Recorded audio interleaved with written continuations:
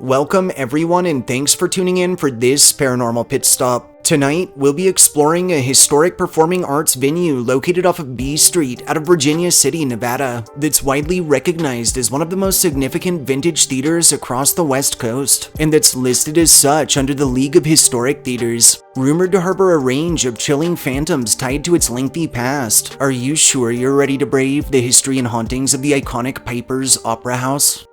Historically, in 1860, German immigrant John Piper would first arrive to Virginia City seeking his fortune amongst the Comstock Lode Rush. By 1863, he would have made purchase of an entire city block, whose plots he would begin renting out, and on which San Franciscan entrepreneurs Tom McGuire and John Burns would establish McGuire's Opera House. In 1867, John P. would purchase McGuire's Opera House and would re-establish it as Piper's Opera House instead. And by the 1870s, courtesy of his shrewd business skills and political savvy, Piper would quickly grow to be one of the richest men in that era of Virginia City. Eventually, disaster would strike, however, when Piper's cherished establishment was burned to the ground in the Great Fire of 1875, after which a second venue was promptly established in its stead, but would also burn to the ground in 1883, resulting in the construction of a third venue which would open in 1885. In 1897, Piper's would accommodate heavyweight boxing champ Gentleman Jim Corbett as he prepped for his title fight against Bob Fitzsimmons, and later would host an assortment of notably significant performances ranging from some of the nation's most famous thespians to opera singers from as far away as Europe, and as some tell it, even to Mark Twain's very first live performance. Following the 1897 passing of John P., his son Edward Piper would inherit his father's exquisite creation and would manage the operation until his passing in 1907, after which Ed's brother-in-law, Louis Zimmer, would utilize the space as a silent movie house until 1924, when it was closed amidst local mine operations doing the same. For nearly 2 decades, the old opera house would sit vacant before Zimmer decided to set to work on restorations, and in 1940, the expanse would reopen as a museum. Following Zimmer's passing in 1960 and up until 1972, John P.'s great-great-granddaughter Louise Zimmer Driggs would reopen the property and make it available for summer chamber music concerts. And more recently, in 1997, the site was sold to the non-profit Piper's Opera House Historic Programs. In the present, Piper's Opera House remains open, offering a range of events, its popular corner bar, a mess of live performances, touring options, and more.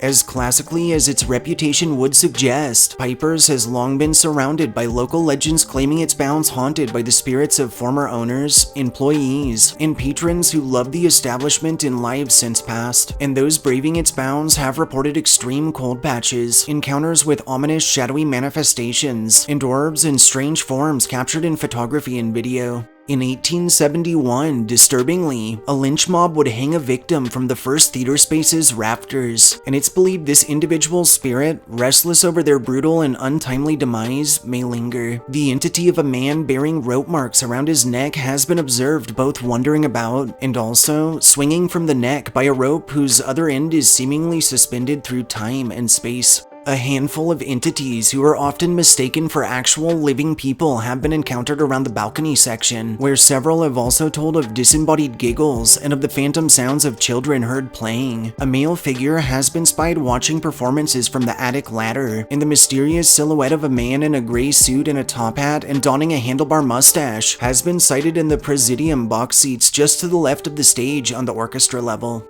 Notably, while all levels of Piper's Opera House are rumored to hold their own spirits, most are considered relatively friendly or at the very least neutral, and these considerations have only been strengthened by confirmations made by various high-profile mediums who assured theater staff and owners that while chilling, their ghosts might simply from time to time be getting a little protective of what they consider their special final resting place. Also reported across Opera House grounds are disembodied voices, footsteps, and singing that emanate from thin air, the feelings of being watched, of being followed, or of being touched by someone or something unseen, and encounters with a host of full-bodied apparitions in clothing spanning the eras. Last but not least is the Opera House's spectral Lady in Blue, a gorgeous 20-something entity who's always clad in a blue evening dress, and that usually also frequents the Presidium box seats, however the ones to the right of the stage on the second level beside the balcony. While not much has been uncovered regarding her origins, this Lady in Blue has been known to emanate the feelings of calm and of pleasantness, and seems particularly fond of children's performances and musicals, which she nearly always makes an appearance for.